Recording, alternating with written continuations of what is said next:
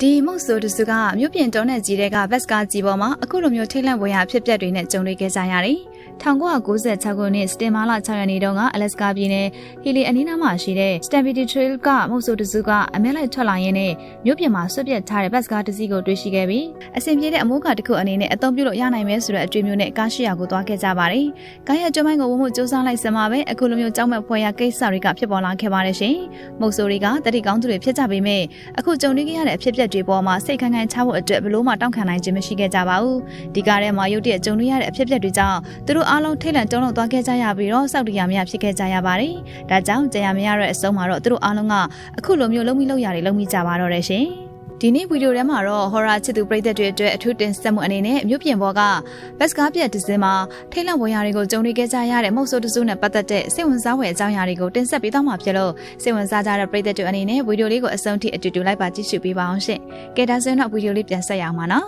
။မုတ်ဆိုးတစုကတော့ကားလေးကိုဝင်လိုက်စမှာပဲအလွန်ဆိုးရွားလွန်းတဲ့အပုပ်နှံကြီးကိုအားလုံးတစ်ပြိုင်နက်တည်းရရှိခဲ့ကြပါတယ်။ဒီကားထဲမှာအတော်လေးကိုဆိုးရွားတဲ့အခြေအနေတစ်ခုခုတော့ဖြစ်နေပြီဆိုတဲ့အကျွေးနဲ့သူတို့တွေကအနေမြေကန်ရဲတွေကိုဖုံးဆက်ပြီးတော့အကြောင်းကြားခဲ့ကြပါတယ်။အဲဒီနောက်ရဲတွေရောက်ရှိလာပြီးတော့ဘတ်စကားထဲမှာနေရာအနှံ့လိုက်လံရှောက်ဖွေခဲ့စမှာပဲခရစ္စတိုဖာမက်ဂန်ဒလတ်လို့အမည်ရတဲ့အမျိုးသားတဦးရဲ့ရုပ်ချွတ်အပိုင်းစာတွေကိုရှောက်ဖွေတွေ့ရှိခဲ့ကြပါတယ်ခရစ္စတိုဖာမက်ဂန်ဒလတ်ဆိုတာကတော့အမေရိကန်လူမျိုးစွန့်စားသွားလာသူတစ်ယောက်ပါရှင်သူကို1968ခုနှစ်ဖေဖော်ဝါရီလ10ရက်နေ့မှာမွေးဖွားခဲ့ပါတယ်သူကငယ်ရွယ်စဉ်ကလေးကညင်ရည်ထက်မြက်လွန်းတဲ့ကောင်လေးတစ်ယောက်ဖြစ်ခဲ့ပါတယ်သူကဂျက်လန်ဒန်ရဲ့စာပေတွေကိုနှစ်ချိုက်စွာဖတ်ရှုခဲ့ပြီးတော့တဖြည်းဖြည်းနဲ့စွန့်စားခန့်နေဖွင့်ရတာကိုဝါသနာထုံလာခဲ့ပါတယ်သူ့အသက်8နှစ်သားအရွယ်ကလေးကတောင်းတက်ခီးစီနေမှာပါဝင်ခဲ့ပါတယ်အပြစ်မှန်အရတော့သူ့ရဲ့ငယ်စဉ်ကလေးဘဝကပျော်စရာကောင်းခဲ့မယ်လို့အများကထင်ထားခဲ့ကြပေမဲ့တကယ်တမ်းမှာတော့သူကမိဘတွေနဲ့ဆက်ဆံရေးအဆင်မပြေခဲ့ပါဘူး။သူ့ရဲ့ဖခင်ကအရက်ကိုအလွန်ကျွမ်းတောက်တက်လေးရှိပြီးတော့မိသားစုဝင်တွေကိုလည်းမကြာခဏရိုက်နှက်တက်လေးရှိပါတယ်။ဒါကိုသူကမုန်းကြည့်ပါတယ်ရှင်။နောက်ပြီးတော့သူကတာမန်လူလက်တန်းစားဘဝမှာမနေချင်ပါဘူး။သူ့ဘဝမှာအတိတ်ပဲရှိတဲ့လမ်းကြောင်းကိုရှာဖွေပြီးတော့အဲ့ဒီနောက်ကိုပဲလိုက်ချိန်ခဲ့ပါတယ်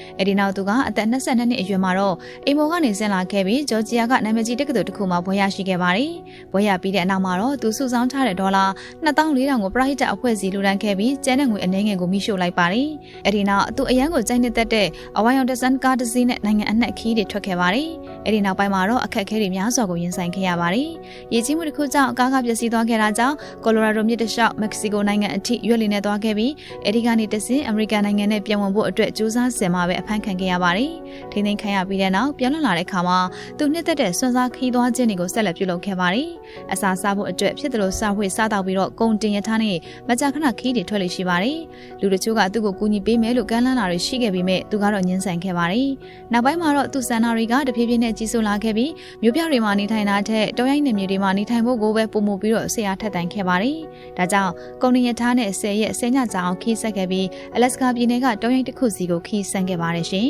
။1992ခုနှစ်မှာတော့သူကဟီလီမြို့ကဒေသခံလျှက်စစ်လုပ်သားကျုပ်ရဲ့အကူအညီနဲ့မြို့ပြင်ကိုရောက်ရှိလာခဲ့ပါတယ်။အဲဒီနောက်ရိတ်ခါအနေငယ်ယေစုခံဖက်နဲ့တရံနဲ့မြို့ပြင်ကတောရိုင်းလေးကိုခီးဆက်ခဲ့ပါတယ်။၃ရက်ကြာအောင်ခီးဆက်ခဲ့ပြီးတဲ့နောက်မှာတော့သူကတောင်ပေါ်မှာဆွမြတ်ထားတဲ့ဘတ်စကားတစ်စီးကိုတွေ့ရှိသွားခဲ့ပါတယ်။ဒီကားကဒီဒေသမှာလမ်းဖောက်လုပ်ခဲ့စဉ်က1960ပြည့်နှစ်ကာလတွေမှာလမ်းလုပ်သားတွေယာယီနေထိုင်မှုအတွက်ထားပေးခဲ့တာပါ။သူကအဲ့ဒီကားထဲမှာနေထိုင်ခဲ့ပြီးဗရီသီးတွေစားတော့ခတရိုင်းတရိတ်စံတွေကိုအမဲလိုက်ခြင်းဖြစ်အသက်မွေးခဲ့ပါတယ်။လာနေငယ်ကြာလာတော့အခုလိုမျိုးနေထိုင်ရတာဒုက္ခရောက်တဲ့အတွက်လူတွေနေထိုင်ရစီကိုပြန်သွားဖို့ဆုံးဖြတ်ခဲ့ပါတယ်။ဒါပေမဲ့အခြေအနေတွေကအားလုံးပြောင်းလဲသွားခဲ့ပါပြီရှင်။သူလာစင်တော့ကတတရာနဲ့ဖြတ်ကျော်ခဲ့တဲ့တလနီကာမြစ်ကြီးကအခုချိန်မှာတော့ဘလို့မှဖြတ်ကူးလို့မရနိုင်တော့လောက်အောင်အပြောကျပြီးတော့ရေစီးတွေကအလွန်ကိုကျန်းနေခဲ့ပါပြီ။တကယ်တော့ဒီမြစ်ကိုဖြတ်ကူးဖို့အတွက်သူရောက်ရှိတဲ့နေရာနဲ့တမိုင်ခွဲလောက်ကွာမှာကေဘယ်ကျိုးတစ်ခုရှိပေမဲ့သူကအဲ့ဒါတွေကိုသိရှိနိုင်တဲ့အသိဉာဏ်တွေမရှိခဲ့ပါဘူး။ဒါကြောင့်ထွက်ပေါက်နဲ့အနီးဆုံးကိုရောက်ပြီးမှသူကဘတ်စကားရှိရာစီကိုလှည့်ပြန်လာခဲ့ပါတယ်။အဲဒီနောက်ဘတ်စကားရဲ့အဝမှာတစုံတစ်ယောက်ဒီကိုရောက်လာရင်သူ့ကိုကယ်တင်ပေးဖို့အတွက်စားနဲ့ရေးသားပြီးတော့အကူအညီတောင်းခံထားပါတယ်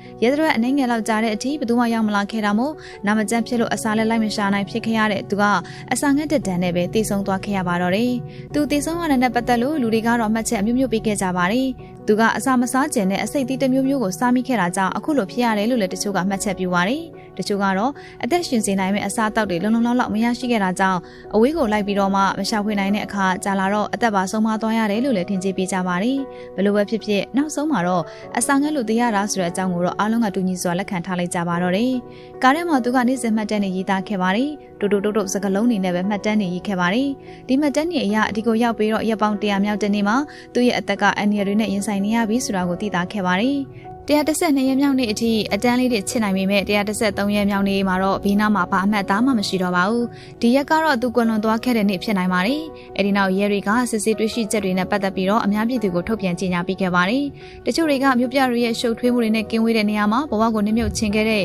သူ့ရဲ့စိတ်ဓာတ်နဲ့ပတ်သက်ပြီးဝိုင်းပြီးတော့ထောက်ခံကြသလိုတချို့ကလည်းကြိုတင်ပြင်ဆင်မှုတွေပါတကူမှမရမလုပ်ခဲ့ပဲအခုလိုမျိုးတော်တဲ့ကြောင်ထဲမှာတယောက်ထဲသွားလာနေတာဟာစင်ကျင်မဲ့လုံရဲလို့လည်းဝေဖန်ကြပါတယ်သူရဲ့အကြောင်းနဲ့ပတ်သက်ပြီးတော့ဖြစ်ရမှဇလန်တွေကိုလည်းအများပြရိုက်ကူးခဲ့ကြတာတွေရှိပါတယ်။သူရှိတဲ့နေရာကိုခီးသွွားတချို့ကလာရောက်ကြပြီးတော့ကားပေါ်မှာသူ့အတွက်အမှတ်တရစာတွေရေးသားပေးခဲ့ကြပါတယ်။ဒါပေမဲ့သူရှိတဲ့နေရာကိုလာရောက်ရတာကတကယ်ပဲခက်ခဲလာပါတယ်။တချို့ကသွားနေရင်းနဲ့လမ်းတွေပြောက်ခဲ့ကြသလိုတချို့ကလည်းသူနေထိုင်သွားတဲ့ဘတ်စကားကြီးပေါ်မှာရက်အနှိမ့်ငယ်ကြားတောင်းတင်နေတတ်ကြပါတယ်။မြစ်ကိုဖြတ်ကူးရမှာလည်း2010ခုနှစ်တုန်းကခီးသွွားတယောက်ရင်းနစ်ပြီးတော့တည်ဆုံသွားခဲ့ပူပါတယ်။2019မှာလည်းအဲ့ဒီနေရာမှာပဲနောက်ထပ်တယောက်ရင်းနစ်တည်ဆုံခဲ့ပြန်ပါတယ်။နေမြေကန်ရဲတွေနဲ့ပရဟိတအဖွဲ့တွေကဒီလူတွေကိုကယ်ဆယ်ပေးနေရင်းနဲ့ပဲအလုပ်တွေရှုံနေခဲ့တာကြောင့်ဒီကားကိုတခုခုတော့လုံးဝဖြစ်တော့မယ်လို့ဆုံးဖြတ်ခဲ့ကြပါတယ်။2020ကျော်လာမှာတော့ဘတ်စကားကိုရဟန်းရင်နဲ့တင်ယူပြီးအလက်စကာတက္ကသိုလ်က North Museum ကိုပြောင်းရွှေ့လိုက်ကြပါတော့တယ်။အခုတော့သူ့ရဲ့ဒေသနာတွေကိုသဘောကျပြီးသူနေထိုင်သွားခဲ့တဲ့ဘတ်စကားကြီးစီကိုလာရောက်လက်ပတ်ချင်ကြတဲ့ခီးသွားတဲ့အနေနဲ့အသက်အန္တရာယ်ကင်းကင်းနဲ့လာရောက်လက်ပတ်ခွင့်ရရှိနိုင်ကြပြီဖြစ်ပါတယ်